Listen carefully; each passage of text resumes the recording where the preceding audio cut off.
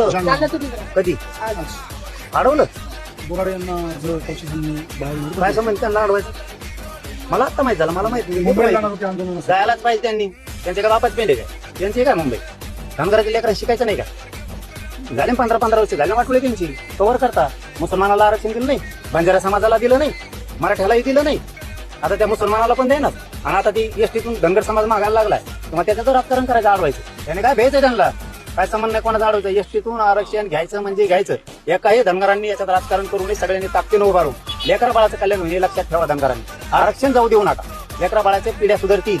कल्याण होईल त्यांचं राजकारण नंतर करा तुम्ही कोणत्याही पक्षात असाल ते जर आता मुंबईत चालले असले त्यांच्या पाठीशी धनगरांनी उभा राहायला पाहिजे आणि ते जर रस्त्याने चालले असले तर मी आज आपल्या पत्रकार बांधवाच्या माध्यमातून सांगतो ज्या ज्या रस्त्यावरून ते जाणार आहेत त्या रस्त्यावरती पाणी भाकरी जेवण मराठ्यांनी त्यांना कमी पडू देऊ नका सगळे तुटून पडा सगळ्यांनी त्यांना जीव खाऊ घाला